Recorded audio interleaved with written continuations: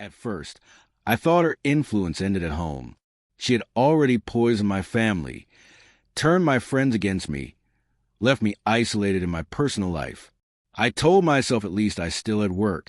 At least I still had one space where her shadow couldn't reach me. I was wrong. It started with little things. Comments she would make late at night, like seeds she knew would take root. Do your coworkers really respect you, or are they just tolerating you? Or you work so hard, but they don't appreciate you. They'll throw you away the second they find someone cheaper. At first, I brushed it off. Every job has stress. Every workplace is politics. But slowly, I began noticing odd looks from colleagues. Whispers that stopped when I walked into the break room. Meetings I wasn't invited to anymore. One morning, my boss called me in. His tone was calm but distant. I've heard some concerns about your behavior. Nothing serious. But people are saying you've been distracted, short-tempered. Is everything okay? I was stunned. I wasn't perfect, but I worked hard. I delivered results. I asked who had said these things, but he just shook his head. I don't want names. I just want to make sure you're in a good place. I left that meeting with a sick feeling in my stomach. Distracted? Short-tempered? That wasn't me. Unless someone was making it me. And then it hit me. She knew people at my job. Casual connections I'd introduced her to at company parties, work events. Back then, she charmed everyone just like she had with my family. They loved her. They thought she was supportive, grounded, the perfect partner. What if she had been whispering to them too? The more I thought about it, the more the pieces fit. Her late-night worry sessions where she painted me as unstable weren't just for me. They were rehearsals. And now, she was carrying that story into my workplace, quietly, strategically, until people around me started doubting me without even knowing why. Weeks later, the first real blow came. A promotion I had been quietly working toward, one I was more than qualified for, went to someone else. My manager pulled me aside after the announcement. I think you got potential, but right now we need stability. Someone we can rely on. Those words rang in my ears like a bell tolling the end of something. Stability. Reliability. Exactly the things she'd been undermining at home. I started digging quietly, listening to the way people spoke to me, watching their expressions. And that's when I caught it. A coworker slipping one day after a few drinks. She just worries about you, man. She told us she's scared you're burning out. Don't be too hard on her. She's just looking out for you. My blood ran cold. It was her. She wasn't content with isolating me from family and friends. She wanted to own my professional life too, to control how I was seen at work, to chip away at the last part of me that didn't belong entirely to her. And the scariest part? It was working.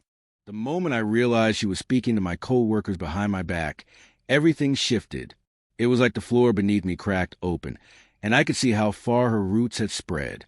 She wasn't just manipulating the people closest to me. She was sabotaging me everywhere I had a voice, everywhere I had a chance to stand on my own. For days, I replayed every interaction at work in my head.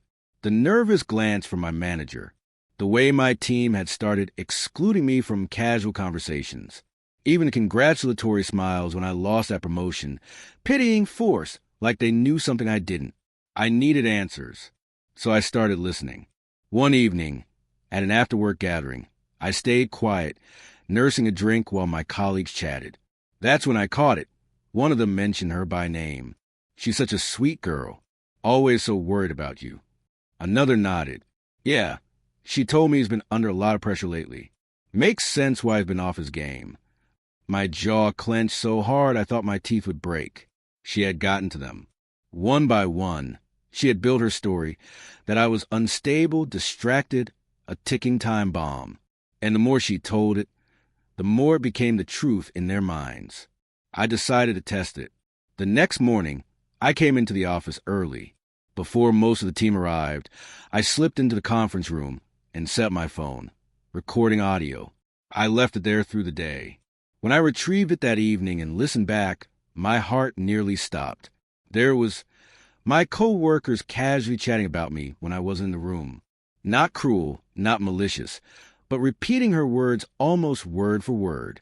She says he doesn't sleep much anymore. Apparently, he's been snapping at her a lot.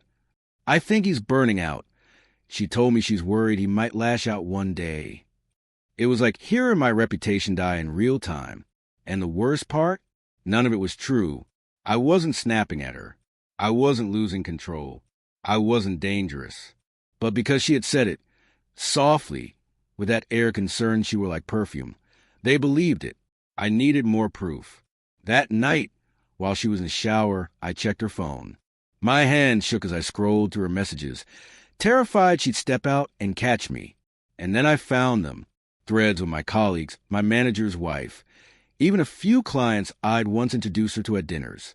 The messages were perfectly crafted. She played the role of the loving girlfriend concerned for her partner.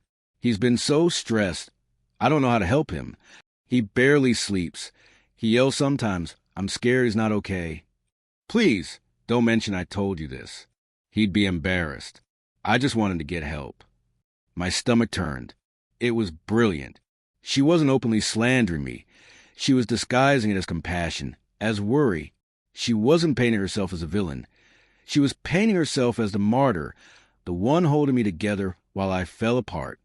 And the more she said it, the more people looked at me differently, waiting for me to prove her right. I copied everything. Screenshots of the messages, saved recordings, notes on the conversations I overheard. I built my own file, just like I had when she poisoned my family. Only this time, it wasn't just personal. This was my career, my future. The weight of it crushed me. I realized I had been living in two worlds, the one I thought was mine and the one she was carefully constructing behind the scenes.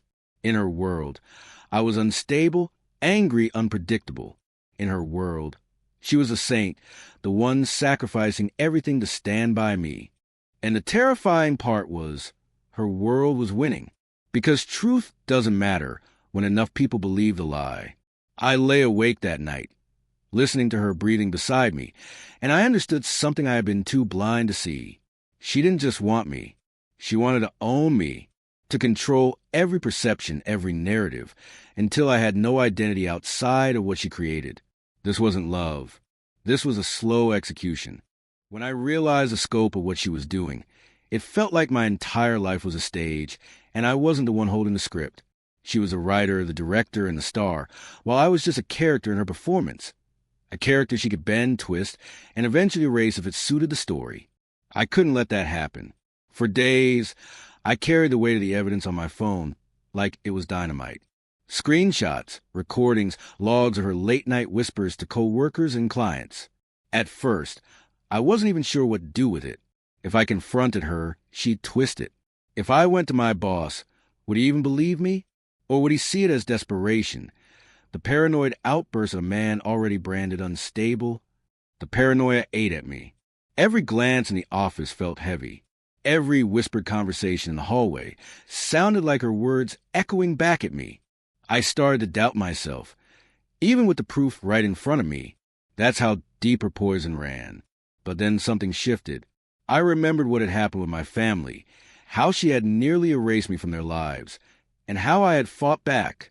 I remember the night I walked into my mom's house with the folder of evidence and, piece by piece, rebuilt the truth in their eyes. It hadn't been easy, but it had worked. So why couldn't I do the same here?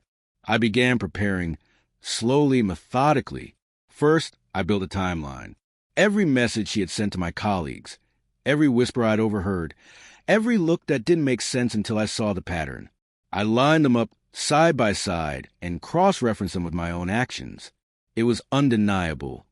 She'd been crafting a false version of me, one that grew darker and more unstable with every story she told.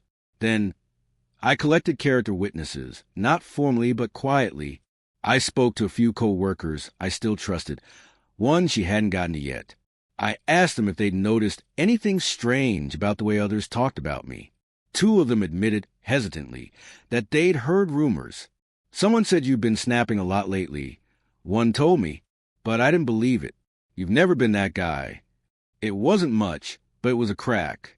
A reminder that not everyone had swallowed her story whole.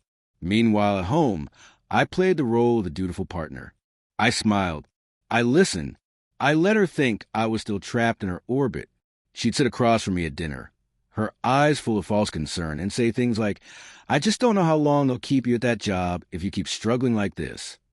Inside, I burned. Outside, I nodded. "You're right. I'll try harder." Let her think she was winning. Let her feel untouchable. The higher she climbed, the harder the fall would be. I started building allies at work in subtle ways. I stayed late, finished project ahead of schedule, documented everything. Every email, every task, every successful result. I wanted a paper trail of my competence, something she couldn't rewrite. At the same time, I set traps. I created situations where her lies would expose themselves. For example, I told her one night that I'd be working late on a project, when in reality, the office was closed and I was home. Sure enough, 2 days later, a coworker casually mentioned that she confided in them that I'd been out late again, stressed, maybe drinking. The anger nearly choked me, but also confirmed what I already knew. She was still spreading her poison, even fabricating details to make me look worse. That was the final piece I needed. Proof that her stories weren't just exaggerations. They were complete inventions. Now came the hardest part, deciding how to expose her. I couldn't just dump the evidence on my boss. That would make me look defensive, paranoid, exactly what she wanted. I needed to be strategic. I needed to show the pattern, the manipulation, in a way that even the most skeptical person couldn't deny. So I planned a meeting, a private one, first with my manager, then later, if I had the courage, with a few trusted colleagues present. I rehearsed what I'd say. I'd start calm, professional, unemotional. I'd present the timeline, the screenshots, the recordings. I'd let the evidence speak louder than my anger. But even as I prepared, a question gnawed at me. What if it didn't work? What if she had already poisoned them too deeply? What if the truth wasn't enough to erase the lies? That fear kept me awake at night, staring at the ceiling while she slept peacefully beside me. Sometimes, I wondered if she knew I was on to her, if she could sense the shift in me. Sometimes she'd watch me too long, her smile just a little too sharp, as if daring me to make a move. And maybe that was what pushed me over the edge. Because if I didn't act soon, if I let her keep playing her game unchecked, she wouldn't just ruin my reputation. She'd ruin my entire future. I wasn't just fighting for my job anymore. I was fighting for my life. The day of the meeting, I felt like I was walking into a courtroom where a verdict had already been decided. My stomach twisted, my hands shook, but my mind was sharp.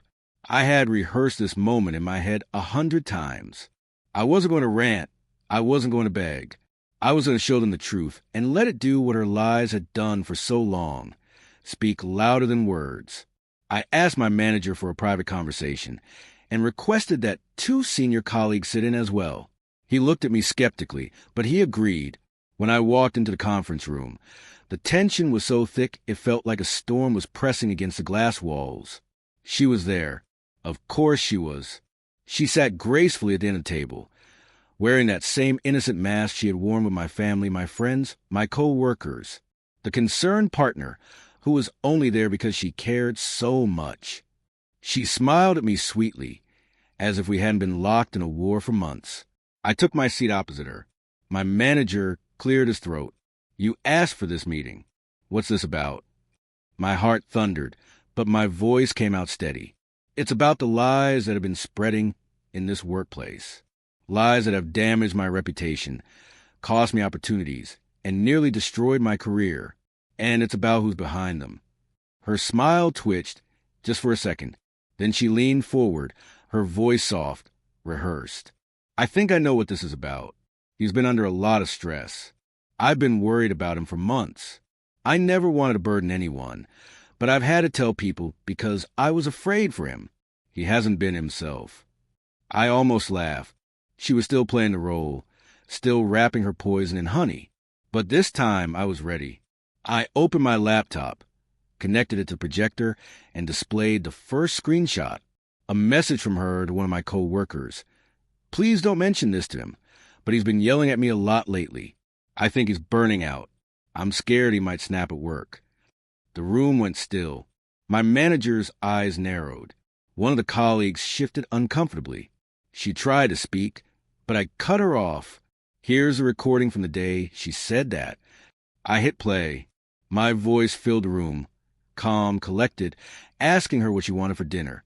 Her voice responded cheerfully. There was no anger, no yelling, no instability. Then another screenshot, another recording. One by one, I laid them out like evidence in a trial.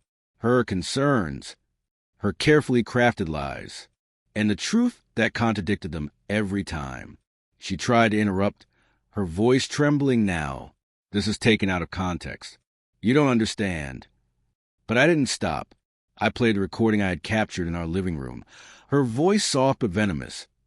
If he ever leaves me, no one will take him back. I've already made sure of that. The room exploded in silence. It was the kind of silence that suffocates, that crushes any last offense. My manager's jaw tightened. My colleagues exchanged glances, disbelief and disgust etched into their faces. She broke then. Her tears came messy and loud. You don't know what it's like. I was just trying to protect him. He's unstable. He's... Enough. My manager's voice cut through her sobs like a blade. He looked at me, then back at her. I've heard enough. For the first time since this nightmare began, the balance shifted. The lies that had followed me like a shadow were gone, burned away by proof so solid even she couldn't twist it. The mask she had worn for so long cracked and fell apart right there in front of us. But victory didn't feel like triumph. It felt like exhaustion. My whole body ached. My throat was dry. My heart felt like it had aged 10 years in a single hour. When the meeting ended, she stormed out, her sobs echoing down the hallway. My manager put a hand on my shoulder. You should have come to me sooner, he said quietly. But I'm glad you showed me this now. We'll fix it. Fix it. The words lingered bittersweet, because while my reputation could be repaired, while the lies could be exposed, nothing could give me back the months she had stolen, the opportunities one had lost. The nights I lay awake, doubting myself. As I left the building that evening, the city lights glowing against the dark sky, I felt a strange mix of relief and emptiness. She was exposed. Her power was gone. But the war had changed me. And deep down, I knew this wasn't over. Because people like her don't just disappear. They rebuild. They find new masks, new stages, new audiences. The question wasn't whether she would try again. The question was, what would I do when she did? After that meeting, I expected everything to change overnight. I thought the lies would vanish instantly, that people would look at me the way they used to, that the damage she caused would be undone in a moment. But life doesn't work like that. Her mask had fallen. Yes, she was exposed. My colleagues had heard her words, seen the proof, watched her performance collapse in real time. But the echoes of her poison were still there, lingering in the air like smoke after a fire. The next morning, the office felt different. People looked at me with cautious eyes, not hostile anymore, but not entirely trusting either. It was as if they didn't know which version of me to believe in yet. The man she had described for months, or the one who had calmly laid out the evidence against her. Reputation doesn't heal overnight, and she knew that, because even though her lies had been shattered, she wasn't done. She tried to spin it. That evening, I saw the post appear online. Her social media filled with vague messages. When the person you love betrays your trust, it feels like death.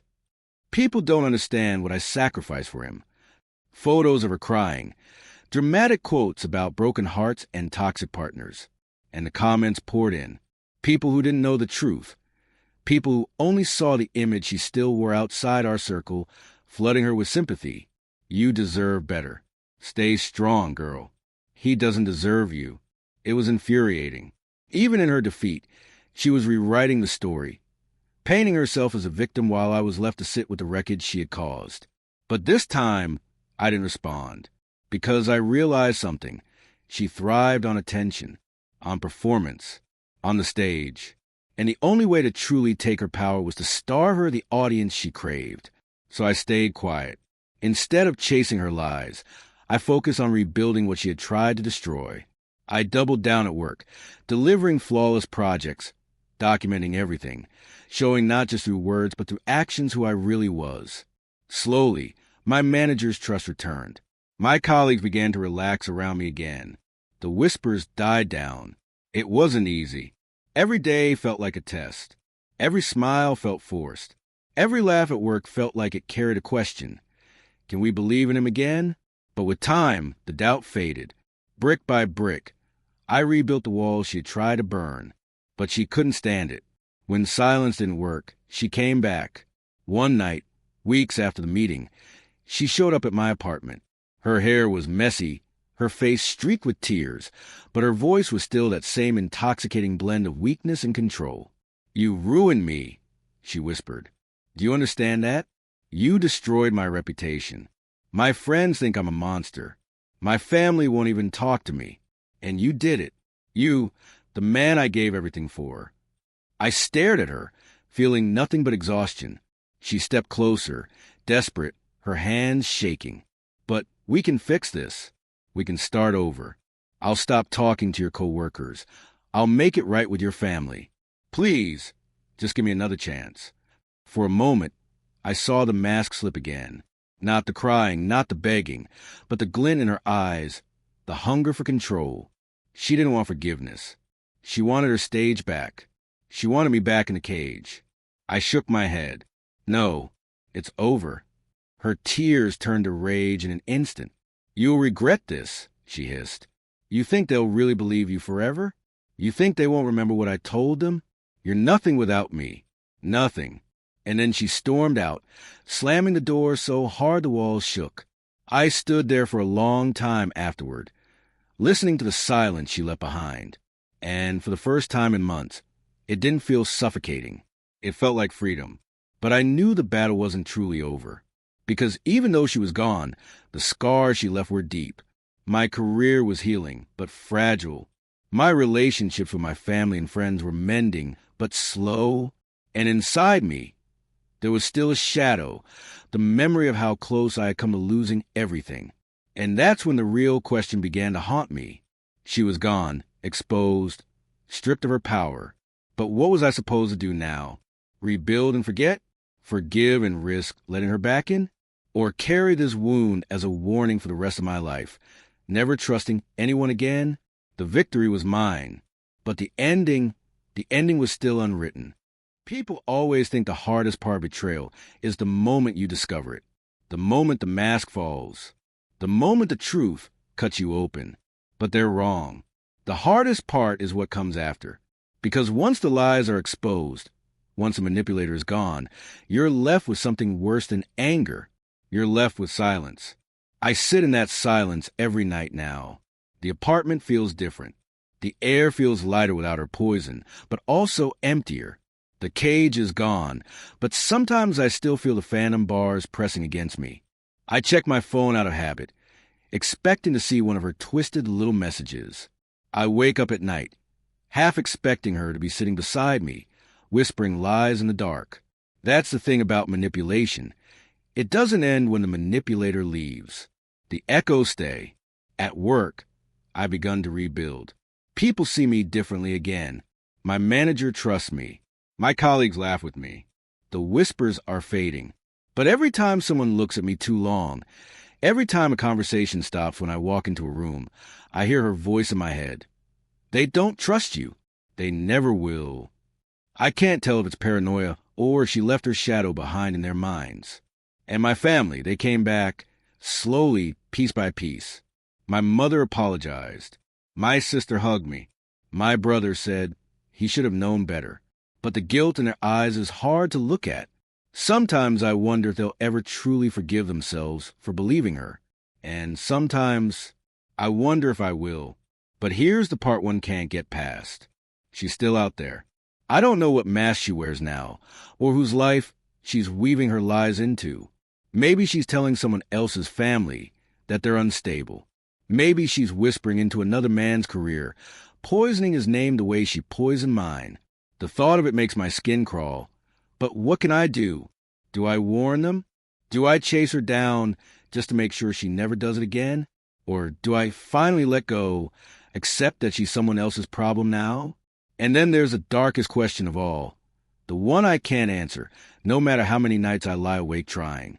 If she came back tomorrow, if she stood at my door with tears in her eyes, with that voice that once convinced me the world was against me, if she begged for forgiveness and promised to change, would I let her in? I hate myself for even thinking it, for even imagining it. But that's the poison she left inside me. Not just the lies, not just the damage, but the doubt. The part of me that still wonders if maybe, just maybe, she could be different. That's the part one can't kill, no matter how much I want to. And that's why I'm asking you. Because I don't know anymore.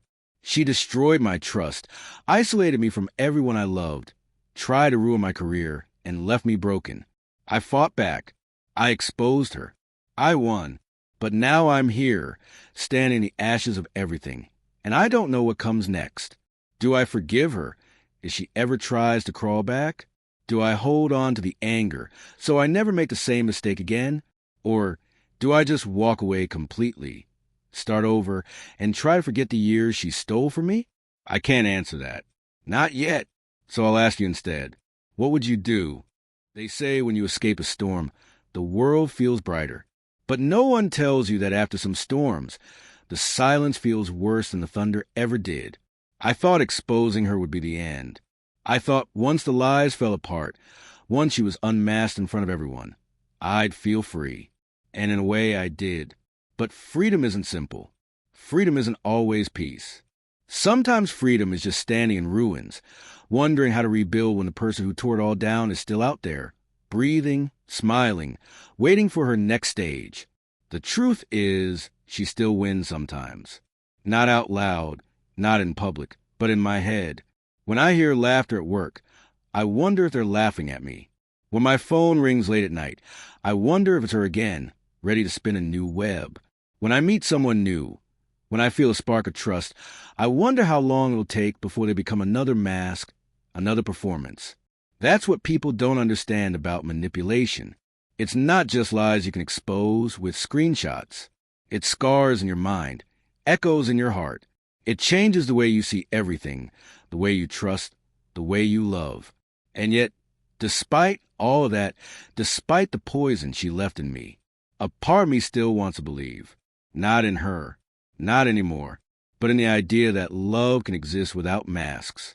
That not everyone out there is waiting to twist my life into a story where I'm the villain. That maybe, just maybe, the next person I open my heart to won't burn to the ground. But I don't know if I can get there. Not alone. So that's why I'm here, telling you this. Because I've laid it all out now. The lies, the manipulation, the betrayal, the war for my own name, my own career, my own sanity. I've won battles. But I don't know if I've won the war inside me.